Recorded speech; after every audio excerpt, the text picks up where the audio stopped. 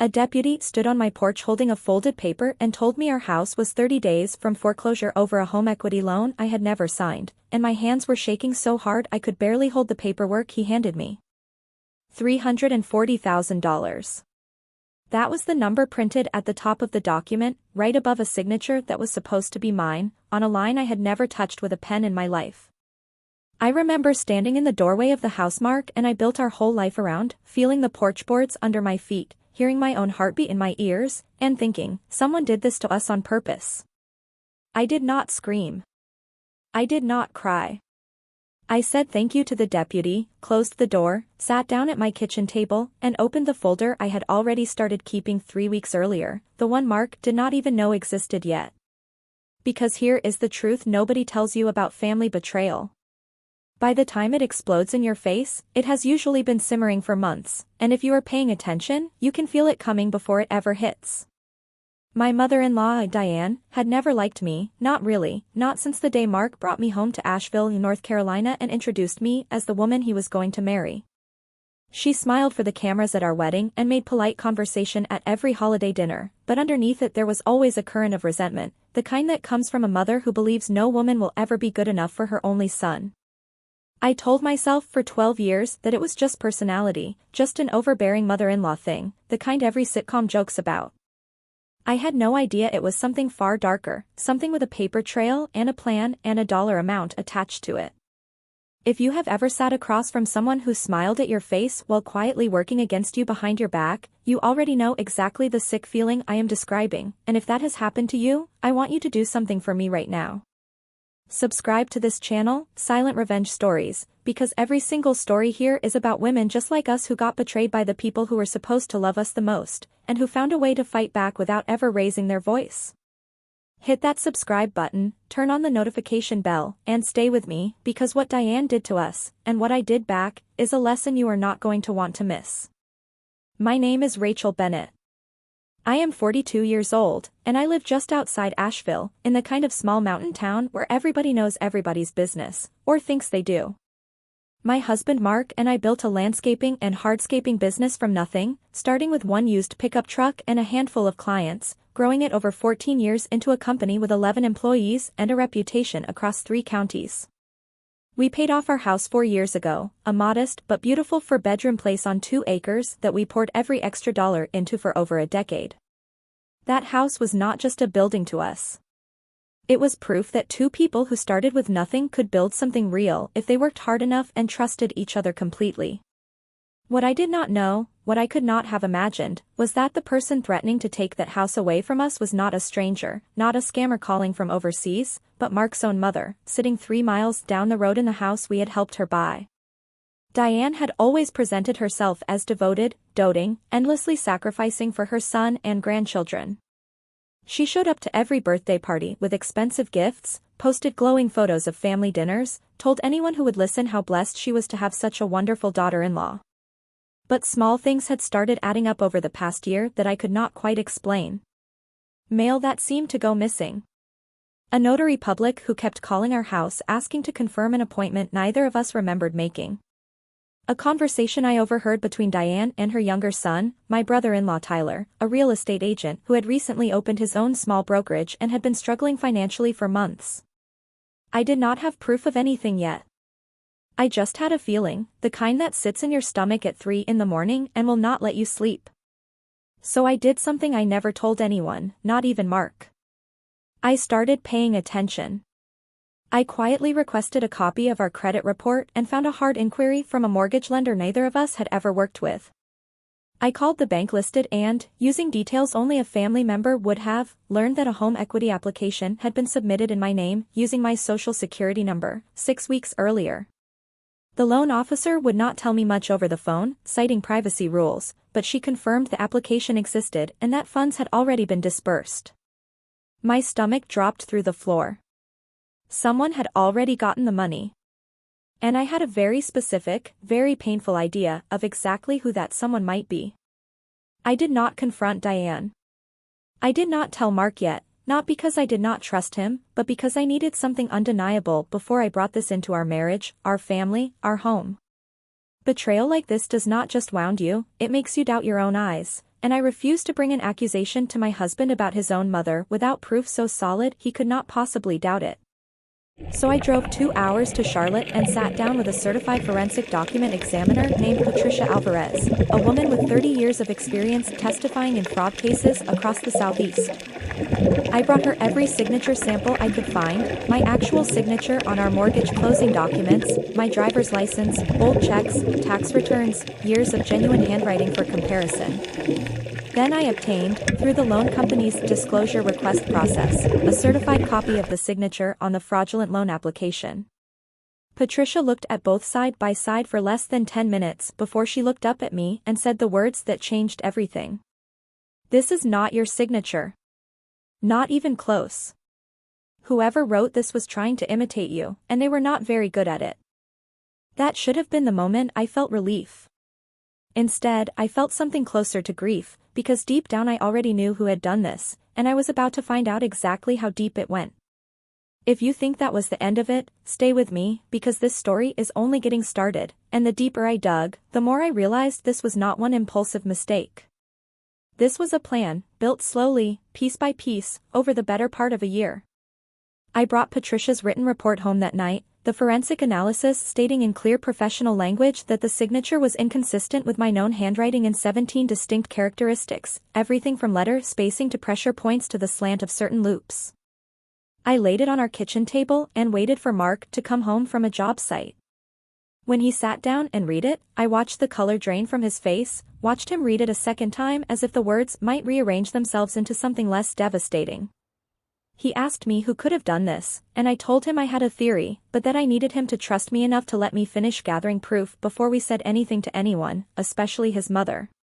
He agreed, though I could see it cost him something deep to do it. Over the following 2 weeks, working quietly in the evenings after our kids went to bed, I traced the paper trail further than I ever imagined I would need to. I discovered that the loan had been processed by a mobile notary named Gregory Hastings, a man who, it turned out, was a longtime family friend of Diane's from her church, and had notarized dozens of documents for her over the years without ever properly verifying identification, a pattern I later learned state regulators had already flagged twice. I pulled county property records and found something that made my blood run cold. 6 weeks before the deputy showed up at my door, a lien had been quietly placed on our house using the fraudulent loan as collateral, and the disbursed funds, all $340,000 of them, had been wired in 3 separate transactions into an account belonging to a small real estate holding company. The name on that holding company's registration paperwork was Tyler Whitfield, my brother-in-law.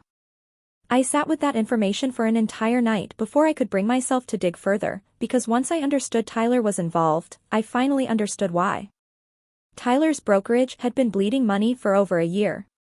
He had 2 failed property flips sitting on his books, a business loan he was behind on, and according to public court filings I found the next morning, an active lawsuit from a former business partner claiming Tyler owed him nearly $200,000. Diane, it seemed, had decided that saving her younger son's failing business was worth more than her daughter-in-law's home, her son's marriage, or the law itself. She had used her access to my personal documents, likely gathered over years of holiday visits and shared family paperwork none of us thought twice about, to forge my identity and secure a loan neither Mark nor I would ever have agreed to. I want you to understand something before I keep going, because I know some of you listening have lived through something like this yourselves. The hardest part was not the money. Money can be fought for, recovered, replaced given enough time. The hardest part was sitting across the dinner table from Diane 3 days after I learned all of this, watching her ask about the kids' school schedules and compliment my cooking, knowing exactly what she had done and choosing, for just a little longer, to say nothing at all. If you have ever had to smile at someone while quietly building the case that would take them down, you know exactly the kind of strength that takes, and if this story is speaking to something you have lived through, I need you to subscribe to Silent Revenge Stories right now, because we are just getting to the part where everything I had been building finally came together.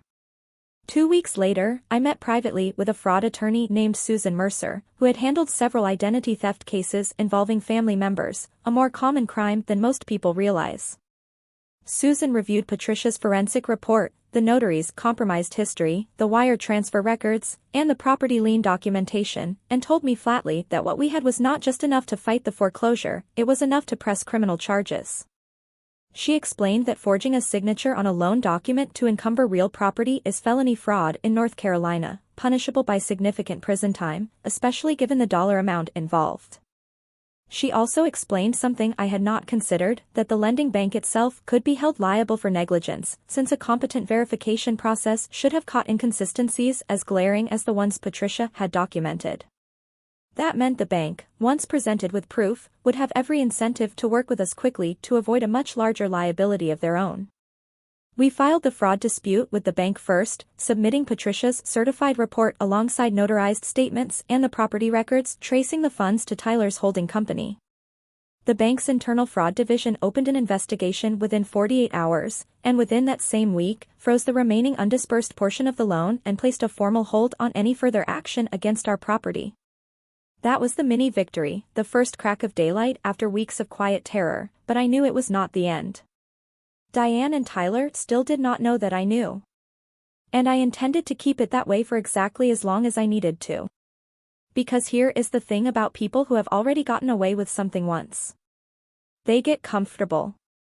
They stop covering their tracks as carefully. And 2 weeks after the bank froze the loan, before Diane had any idea her scheme was unraveling, I overheard Tyler on a phone call in Diane's driveway, telling someone he was closing on a fourth property purchase using, in his own words, family financing that would not be a problem this time.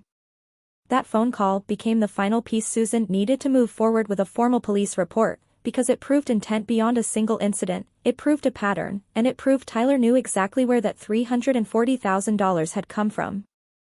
What happened next unfolded faster than I ever expected, and by the time it was finished, nothing in our family would ever look the same again. Susan filed the formal fraud complaint with the Buncombe County Sheriff's Office, attaching Patricia's forensic handwriting analysis, the notary's flagged history, the bank's own internal fraud findings, and the wire transfer documentation tracing every dollar to Tyler's holding company. Detectives interviewed the notary first, and Gregory Hastings, faced with the possibility of losing his commission and facing charges himself, admitted within an hour that Diane had brought him a document already signed and simply asked him to notarize it without me present, something he knew violated notary law but agreed to as, in his words, a favor to an old friend from church. That admission alone was enough for detectives to secure a warrant. I was at the kitchen table folding laundry when Mark got the call from his father, my father-in-law Robert, who by then had also learned the full truth and had been quietly devastated by what his ex-wife had done. Diane and Tyler had both been arrested that afternoon, Diane on charges of identity theft, forgery of a financial instrument, and felony fraud, Tyler on charges of conspiracy and money laundering tied to the holding company transactions. Mark sat down across from me and did not say a word for almost a full minute. Then he reached across the table, took both my hands, and told me that whatever it took, he was standing beside me through every single part of what came next, and that nothing his mother had done would ever change what he and I had built together. The criminal case moved through the court system over the following months, and Patricia's forensic testimony became the backbone of the prosecution's case. I sat in that courtroom and listened to her explain, in clear and measured language, exactly why the signature on that loan document could not have come from my hand, walking the jury through pressure inconsistencies, spacing irregularities, and formation patterns that clearly showed an attempt at imitation rather than an authentic signature. I watched Diane's face as the evidence was laid out piece by piece, watched her realize, perhaps for the first time, that the daughter-in-law she had underestimated for 12 years had quietly outplanned her from the very beginning. Tyler eventually accepted a plea deal that included restitution and probation, cooperating against his mother in exchange for a reduced sentence. Diane went to trial and was convicted on all counts. The civil side of the case moved just as decisively. Because the loan had been proven fraudulent from the start, the lien against our home was voided entirely, and the bank, eager to avoid a negligence lawsuit over their failure to verify the signature, agreed to a full settlement that covered our legal fees and additional damages for the emotional distress and financial risk we had endured. Diane's own assets, the house Mark and I had actually helped her purchase years earlier as a show of good faith, was seized as part of her court-ordered restitution, used to repay the portion of the fraudulent funds that could not otherwise be recovered. The woman who had tried to take our home ended up losing her own. I want you to sit with that for a moment, because I know exactly how satisfying that sentence feels to hear, and I want to be honest with you about something else too. Winning did not feel like triumph. It felt like grief, for the relationship I thought we had, for the grandmother my children believed they knew, for 12 years of holidays and dinners that I now had to look back on with new and painful clarity. But it also felt like justice, real justice, the kind that does not come from screaming matches or dramatic confrontations, but from quiet, patient, methodical proof that cannot be argued with or explained away. Mark and I still live in that same house today, the lien long gone, the mortgage clear, the 2 acres we built our life on still entirely ours. Tyler completed his probation and has, according to Robert, finally started rebuilding his life with something closer to honesty. Diane is serving her sentence, and Mark has made peace, slowly and painfully, with the fact that some relationships cannot survive a betrayal that deep, no matter how much history came before it. Our children still ask about their grandmother sometimes, and we answer them honestly, in ways they can understand, because I never want them to grow up believing that silence is the price of keeping a family peaceful when that peace was never real to begin with.